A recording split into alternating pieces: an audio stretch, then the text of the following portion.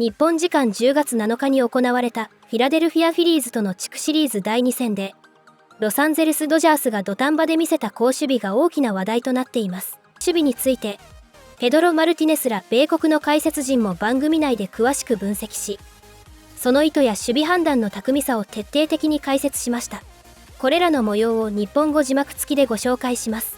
さらに動画の後半では、9回裏の先頭打者に佐々木朗希ではなくブレイク・トライネンを起用したデーブ・ロバーツ監督の采配について、多くの米メディアが活発な議論を交わしていますので、こちらも合わせて日本語字幕付きでご紹介します。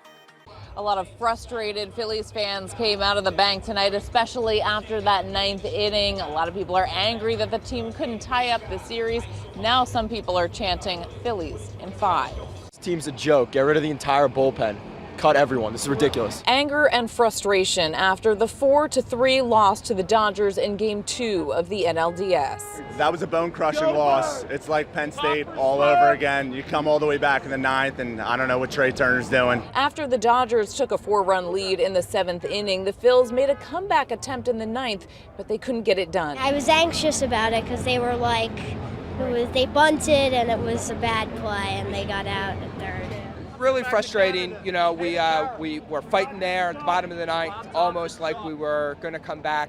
We were definitely in the mood for a little bit of Phillies magic, and they just couldn't quite pull it off here tonight. It was so exciting until it wasn't anymore. It was great, and then it wasn't. Now the series heads to LA, a must-win for the Phillies. They love to go on the road, so yes, I'm totally rooting for them, yes. They got it. Fans are trying to keep the hope alive. The Phillies have one more chance to keep their season going. Game 3 is set for Wednesday night in LA. See what happens in Game 3. Now, Game 2 here on the anniversary of Roy Halladay throwing a no-hitter in the playoffs. Chooch. His son's throwing to Carlos Ruiz, Chooch. And we saw some great pitching in this one. Snell on fire early, Pedro. Yeah, I was really impressed. I thought Ohtani pitched well, but man, Blake Snell is like in mid-season form and nice and fresh. Great news for the Dodgers. Scary first inning for Luzardo, and then he went crazy. Get this, tonight was just the second game in MLB postseason history that both starters allowed one hit or less through 6 innings. I told you he was going to pitch the saw. game of his life. But it all changed in the 7th inning, Curtis, like it always seems to with the Dodgers. There's just so many bats there, you know, one MVP after another MVP, and you just give them opportunities. Eventually, somebody's going to get a hit. The thing is, they strung those hits together in the 7th inning like they were able to do tonight. Luzardo's night would end with 6 innings pitched and 5 Ks. A broken bat for Kike, scores Teoscar. It was the Hernandez brothers at it yet again, J-Roll. Yeah. You know, that's one of those plays. Look, it's a tough play. You're coming in. You know you got to make the throw to get the guy. But as a shortstop, you have to make that throw up the line. Right. Give the catcher a chance to catch the ball and block him off the plate, or at least make a good tag without reaching back across. It just feels wrong that Will Smith is doing damage in Philadelphia. He's from West Philly, cuz. That's what I thought, born and raised. But today, he knocks it through. It would then become 4-0 as the Dodgers were pouring it on. We came down here, Curtis. We thought it was over. And then they brought us back in. It's not over till it's over. Get runners on, cause a little pressure. Anything could happen, and we thought we might see it happen as this is getting now down to a 1-run lead. Castellanos called safe there on what many believe was questionable base running. And then you could raise this question again. Bryson Stott lays down the bunt, thrown out at third. I see nothing wrong with that play. I mean, you might get mad trying to play for the tie, but you're at home. You have to win the ball game. Put yourself in position. If we tie this game here, we can possibly go to extras. And this heart was in our throats. The skip throw there to Freeman. He digs it out. He gets the out. And the Dodgers win both games in Philadelphia. The Dodgers have now won 9 in a row. That top of the lineup for the Phillies, including Kyle Schwarber, who is now 0 for his last 21 with 13 Ks. They can't get it done. The comeback falls short. And the Dodgers have been showing grit. I love the fight in the 8th and 9th inning. They fought like hell, and hopefully that carries over into Wednesday. But this is a resilient group. Our backs are against the wall. You just got to come out fighting. Yeah, does it suck that we didn't get a win here? Absolutely. But now we have to go out there. We have to focus on one game at a time. There's no looking ahead, right? And we'll make our flight back home here in Philly, because we're going to be coming back at some point and make it worth something. All right, so we're out here because we're going to break down the bunt, which seemed like the pivotal moment in the game. But first, we got to talk about Blake Snell. Held the first 13 batters hitless. What did you see from his stuff tonight? I saw the typical Blake Snell when he's healthy, when he's on.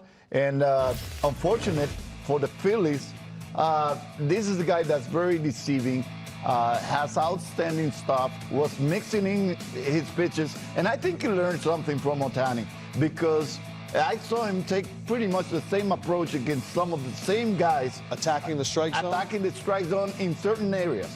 This is a good example right here on Turner. A lot of changeups on Schwarber. Start him off inside, finish him late on the outside part of the plate. That's what Ohtani was doing, and with breaking stuff.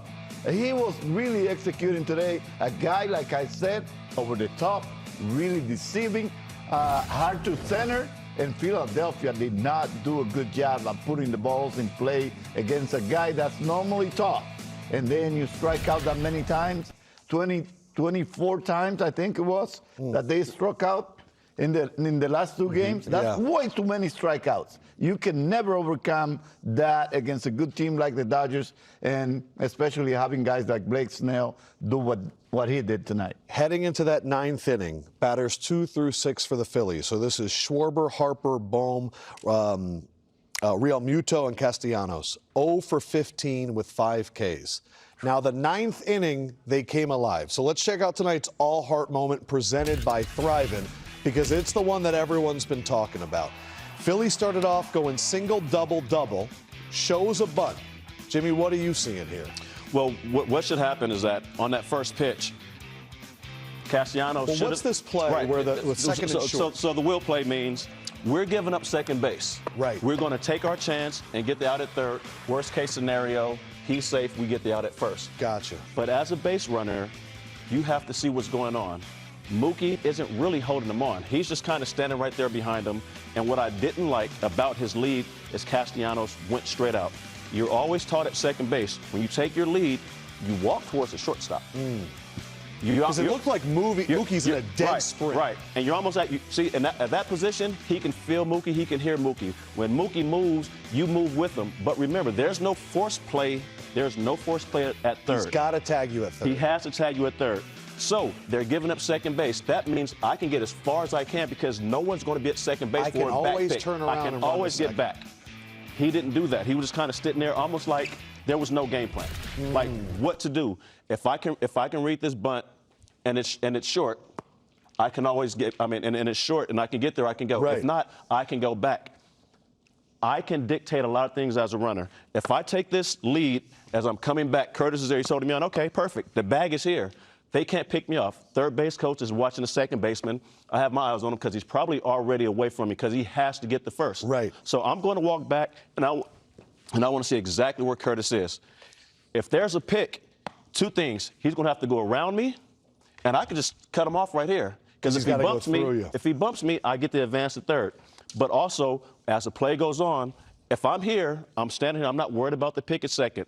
As Mookie is hitting there and the pitcher lifts his leg, I can see the ball in the strike zone. I have to anticipate he's going to bunt that pitch. And with no one at second base, I can get down as far as I can. The catcher is not going to run back and try to get me at second base. So as Mookie starts to take off and he goes, I'm going right there with him as fast as I can, as far as I can, because I do want to get to third. But if I see that Mookie's 4 or 5 steps ahead of me, I can hit on the brakes. They're going to yell third, because that's what it looks like I'm doing. Yes. I can go back to second. Now his runners on first and second and nobody out. But the most important thing for those out there, base runners, when you're on second base, find the shortstop. Your third base coach is going to take the second baseman. We're not worried about the pick. They showed us on the first pitch what exactly they're doing. They're crashing. Find the shortstop. Get in his face. I want to feel you. What's going on, Curtis? You good? Right. Okay. The only way he can pick me is by running through me. If he runs through me, I get a free advance. But that way, like I said, I want to feel him. You can I take want a to lead hear Curtis that deep. As deep as you want to. You can take it deep. You can take a lead to center field if you like.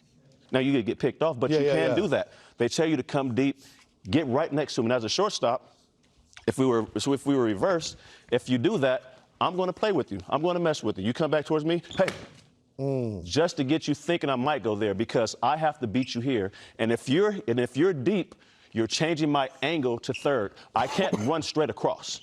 The deeper you get, either I have to try to get you to come back or I'm going to have to stay screening. And as a third baseman, if you see the runner coming along with me and I'm looking like this, guess what? You're not making that throw. You are not making that throw. So there's a lot of things he could have done. A lot of people are questioning Rob Thompson right now in terms of bunting at all. What do you guys think? You guys are still okay with the decision to bunt? Dave Roberts said, we knew he was bunting. That's why they called the play. The reason they knew he was bunting is because you have stopped facing a lefty. He's 0 for 5 against them. His OPS against lefties on the season is that high. It's like around 600, I think. Yeah, you need to get the runner to third base. You need to get him 90 feet. With no outs, and then you could put yourself. So you're saying it's less about the decision to bunt and more of the reading of the base running. 100%. You can always go to secondary, second, and it could be first and second with no outs. I can get as far as I can. If I see the throw is going to beat me because he was out by a good ways, but at some point, one, I see the ball in the zone. I'm anticipating. He was taking his lead, the ball was coming in the zone, and he was breaking down to read if the bunt was going to get down. There's no reason to because there's no one at second. Even if he pops it up, guess what? So it was no one's going to be a second. Everybody's going to be in here trying to catch the ball, right? Right. There was nothing. He took a normal lead, just like a normal lead, just here I am, just chilling. Okay, here comes the bunt. And he kind of gets there and does a normal lead stuff. Not any effort, really true, great effort to get to third. Easy. And even if you're just going to take, let's just say you just take a normal lead without going deep, but you always should. As soon as he breaks, knowing no one's there, run as far down as you can. If he gets back, stop. No one's at second base. You can walk to second base. It's everything you're talking about right now is base running game plan. Yes. And that was also because you were a great base runner. You stole a ton of bases. Nick kind of looked like someone that hasn't had a game plan when it runs the bases like that. And it didn't look like he had a game plan there. Caused them. Yeah, and that was big. You can always go back. All right. There's no force. You can go back. You can always have gone back to second. Okay, on the flip side of the Dave Roberts decision-making, going with Blake Trinan instead of Roki Sasaki entering the ninth, you disapprove of? I did disapprove of it. I didn't even like, I mean, honestly, I didn't like Sheehan coming out for a second inning, right? I probably would have gone Trinan there, which would have been a mistake, right? I really would have expedited this thing. But it does kind of speak to, again, some of these issues that they have there, right? What does seem kind of interesting now is that, like, Sasaki does kind of feel like almost automatic at this point, right? I think after tonight, yeah. You know, and that's kind of the, okay, you know what, no matter what we get ourselves in, this is a bullet that we have to shoot. And again, you know, his demeanor kind of he's joking around now. You know, I asked him afterwards, you know, did you know, when you went to the bullpen, like, did you imagine or hope that you would have such a big role in this, right in this relief corps?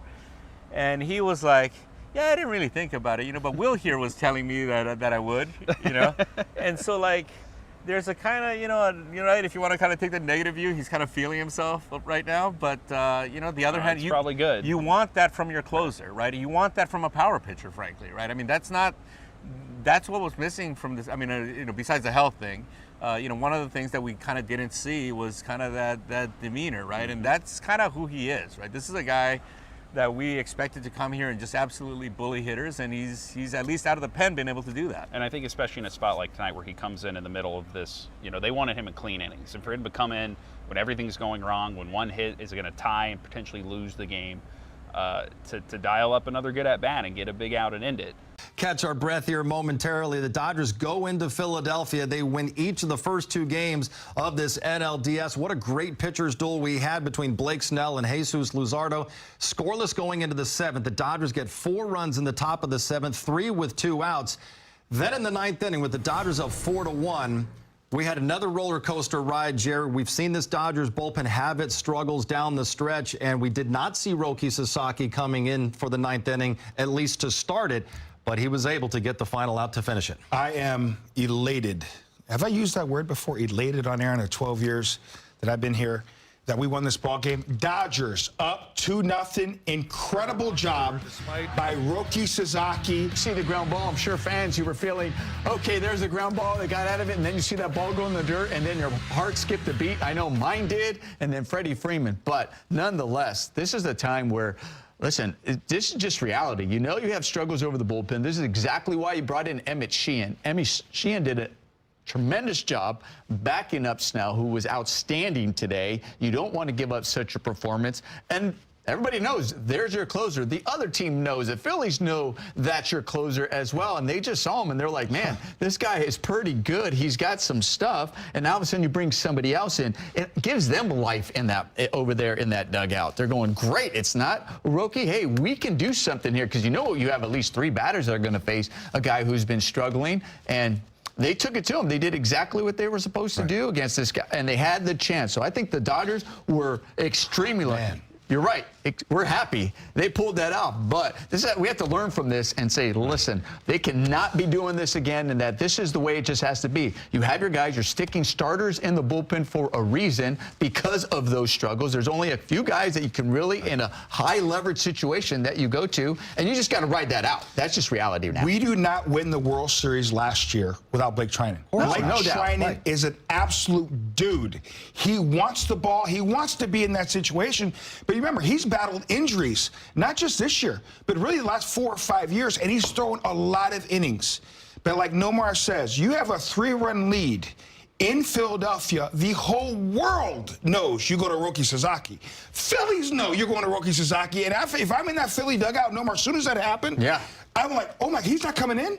Immediately, that Philly bench, like, bro, they could have brought in 1958 Sandy Koufax. They don't want to see freaking Roki. You know what I'm saying? So you gave them energy and life, and you ignited that dugout. But they found a way to win the ball game. Outstanding job. The defense was outstanding. I think I've never seen Tommy Edman miss throw. It looked like he did. It looked like he had it. Losing the ball. Yeah, it looked like it was in his palm. Exactly. Yeah, he didn't have a grip on it. Great play by Freddie Freeman. Again, listen, we are elated that the Dodgers won. They're up 2-0, trust me. But we were just shocked because we know what it's like being on the other side. When you know that dude, you got King Kong over there, and Roki Sasaki, he ain't coming in, we got hope. And as soon as that happened, I go, bro, I can't believe that he's not coming in. But now, listen, now we know, everybody knows Roki's a closer. Okay, if we didn't learn that now, well, he should Roki is from here on out. Yes, it's okay. He's that dude. It's okay. Yeah, he's that dude. This is everybody knows it. Ultimately, the Dodgers were successful, and here was their pitching lineup. Overall, it's Blake Snell, Emmett Sheehan comes in. Blake Treinen obviously blows it up, but Alex Vesia was fine, and Roki Sasaki only throws 2 pitches. Ultimately, LA is successful. Treinen now, in 3 appearances, 1 1/3 inning. Steve, he has a 13.5 ERA. I mean, I'm with you. I think Doc was thinking, you know what, 4-0 lead. LA had going into the 8th, build some confidence. Now at this point, I don't know if we see Blake Treinen again. Yeah, I don't think you can. I mean, I look at it and think that listen, Blake Snell was able to finish that 6th inning when I think in different situations, if Dave Roberts felt comfortable with his bullpen in an option there, he would have taken Snell out, but he left Snell in thinking, I don't have a better option there. I was shocked about Treinen in the 9th inning. I just was. Save situation. Sasaki's been so good. I know that he hasn't named him the closer, but name him the closer. Like, I mean, I'm okay with it. And look, 2 out of 3, he pitched, he had a day off. I think he was going to be ready to go. I certainly would rather find that out than take a chance with Treinen there. I look at it and think Dave Roberts should only use his starting pitching. That means his starters. Then you go Emmett Sheehan, Tyler Glasnow, Clayton Kershaw, and Roki Sasaki.